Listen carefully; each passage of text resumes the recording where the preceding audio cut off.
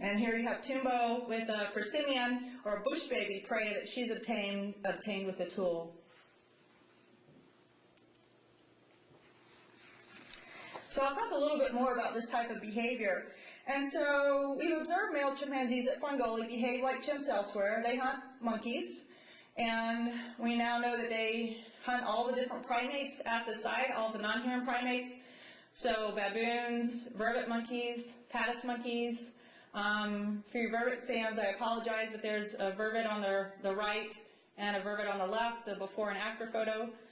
An adult male has captured a vervet monkey, and then for the first time this past summer I observed the chimpanzees catch, kill, and eat a paddis monkey, and that's the orange monkey there in the upper left, and this is the first time that chimpanzees have been observed to hunt paddis monkeys, partly because there's no other site where chimpanzees coexist with paddis monkeys. They're a savanna-dwelling monkey, and also this is quite a feat because paddis are the fastest primates, and I will tell you though that Subaru caught the paddis monkey in the tree. And once the monkeys hit the ground, the chimps just gave up, stopped, cold. But this is a behavior that's not unlike chimpanzee behavior at other sites. Males use even coordinated behavior to hunt monkeys.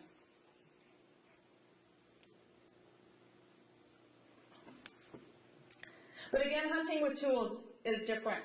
So there have been about 3 observations total of chimpanzees elsewhere hunting with tools, and these come from 2 different sites. But here it's really systematic, and it's regular, and it's seasonal. And so I'll just describe the process to you. Again, I have a before and after photo. Sorry for you persimmon fans, but there's a little bush baby in the upper left, a very small persimmon primate, and there's Tumbo with her bush baby after. And these primates are nocturnal. They're very small, about the size of a guinea pig, I think, I'd say. And they sleep in hollows during the day, so hollow branches and hollow trunks. What the chimpanzees do is they break off a live branch. They'll strip off all the leaves from the branch. They usually break off the terminal end, so the smallest end, which makes the tool more sturdy.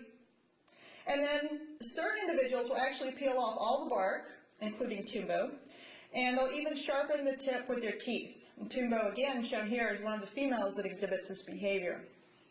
It's a very systematic process that they go through, and then they take the tool and they'll stab it down into the hollow.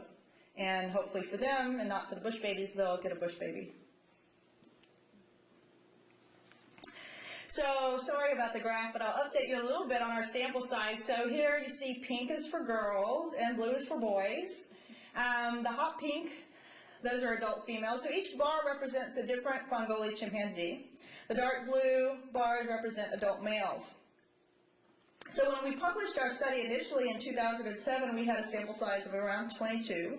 And now we have over 50 instances of tool-assisted hunting recorded. Again, females and immatures exhibit this behavior at higher rates than males based on their presence in social groups, the likelihood that they will be seen to exhibit this behavior, and also because of the fact that males are better habituated than females. So there are still some females that are fairly shy around human observers. These top female hunters aren't. So I imagine that I'm missing quite a bit of female hunting behavior because of these shy older females. And I'll talk more about these top female hunters in a minute. But I do want to say something about the males. And so you see those dark blue bars refer to these adult males. Only one of those adult males has ever exhibited the behavior more than once. And I think I've got a pretty good handle on male behavior. I focus on males specifically, so when I do my studies, I follow one male all day long, the next day I'll follow another male all day long. So of course I'm not getting every single thing that they do, but I have thousands of hours of male behavior. I observe females when they're in parties with males opportunistically, so I can see them if they happen to be in the vicinity of my subject and they hunt. I usually drop everything and run over there and start collecting behavior. But I think I have a pretty good handle on average male behavior. We have seen an increase. So when we first published this study, one male exhibited this behavior, a young male. And now we have 5. And when I was asked about this, when it first came out, I was asked whether I thought it was a new behavior or one that had been around and we just hadn't seen it. I said it's probably been around. We haven't seen it. We just habituated the chimpanzees. Now we've been watching them for 4 years systematically. So it's probably been around and we're just now observing it. No one had observed savanna chimps. But what you see is a pattern that is similar to this type of learning occur, or learning behavior we see in primate groups. So in primate groups, adult females and immatures usually pick up a new behavior fairly quickly, and adult males are the age sex class that picks up the behavior last. So if this continues to occur, if I see more males exhibiting this behavior, then I'll reconsider whether or not this is in fact a new behavior that is just now making its way to those adult males.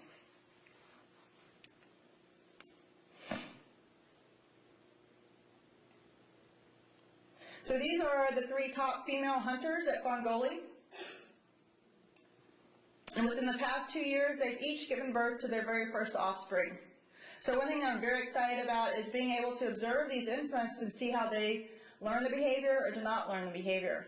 And that will be, say, maybe 5 or 10 years down the road. Since chimpanzees are so long-lived, these infants won't be weaned for another 3 or 4 years. But so that's an exciting area that we'll continue to focus on. And I guess one last thing I want to say about this type of behavior, and I'd be happy to answer questions about it after the talk, but this again is a behavior that can be tied into the environment, although it might not seem like it on the surface. At most other chimpanzee sites, chimpanzees ignore bush babies. They're available as prey, but they're ignored.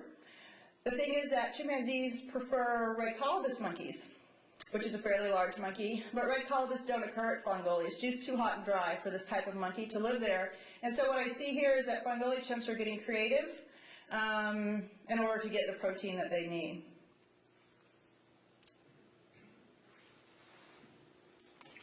A new area of study for me, and something that again seems unique about the Fongoli chimps, is the fact that they're more cohesive than chimpanzees that have been studied in forested environments, and perhaps somewhat more like bonobos, if you're familiar with those apes. So chimpanzees live in a fission-fusion society where you have a community of individuals that know one another, but they subgroup. And so you might be with someone for a day or for an hour or for a number of days, but they subgroup into smaller groups, and it's a very fluid social organization. And Fongoli chimps are like that for the most part, but they have larger parties, we call them, or subgroups on average, and they also spend their time together as a community during certain times of the year. So they'll move around this very large home range together. Their home range is up to 9 times larger than chimpanzees elsewhere.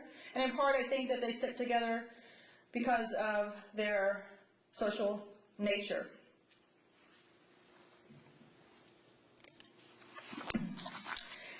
And this has led me to looking more specifically this year at social behavior, social organization, and specifically social behavior. So with this cohesiveness seems to come a level of tolerance that's not typical of chimpanzees elsewhere, and again, trends towards what we see in bonobos.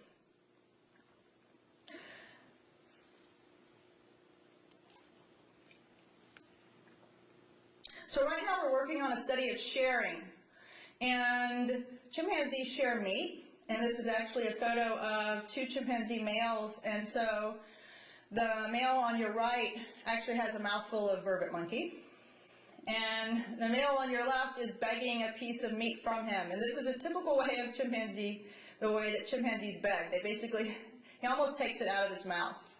And chimpanzees are very tolerant when they beg. They're very tolerant of beggars. They also often ignore beggars. So a chimpanzee may sit very close to another, basically very close to their face, but is ignored. Chimpanzees at all sites share meat. That's something that has been observed for a very long time. Again, Jane Goodall observed this.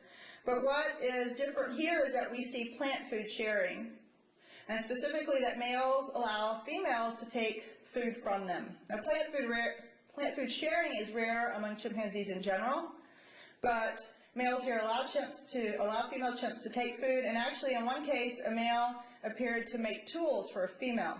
So he would make a termite fishing tool while he was sitting next to her while she fished. She would finish her tool after a while. They'd get a little worn. She would discard it, take his tool, and he would repeat the process over and over again. So there's some interesting male-female relationships that occur here that again are more reminiscent of bonobos, and in fact, though, may be more typical of West African chimps, because for a very long time we've depended on East African chimps to sort of generalize chimpanzees. And another form of sharing is female meat sharing. Females hunt here, and they don't hunt at other sites very much at all. In fact, females account for half of the hunting of bush babies. Most of the other hunting is done by immature males and then a little bit by adult males. And then females are responsible for about 1/3 of prey capture. So while females don't hunt monkeys, they definitely hunt bush babies, and it seems that they hunt bush bucks, or at least capture bush buck fawns. And this allows us to look at female sharing. And it's, again, a difference that you see at Fongoli. Females are allowed to keep their prey, and this is not always the case. The prey can be taken from them. The chimpanzee you see on the right here is an adult female that we call Farafa, and her infant daughter Fanta is there in the foreground. Fanta's a little angry right there because there's an adolescent male who's coming up. He'd like to have some meat, but Farafa refuses him. In fact, I've seen Farafa ignore the alpha male when she has a bit of bush buck meat. And so females are not only allowed to keep the prey that they hunt, but they can effectively ignore even the highest ranking male. And this is something that we're focusing on right now. So why share? And again, this is explained at some level by the type of environment they exhibit and the fact that they exhibit a more cohesive social unit. And you saw in the previous film, Richard Wrangham talked about lethal aggression in chimpanzees. And so in East Africa specifically, what you see is that chimpanzees from different communities will actually gang up on individuals from another community and kill them. And Richard talked about that being a characteristic typical of only chimpanzees and humans for the most part in the animal kingdom. Otherwise, it's fairly rare. Well, we have not seen that here in Senegal. In fact, it seems to be fairly rare in West Africa in general. So again, I think the study of the Fongoli chimps helps us not only to understand our own evolutionary history, but to help redefine chimps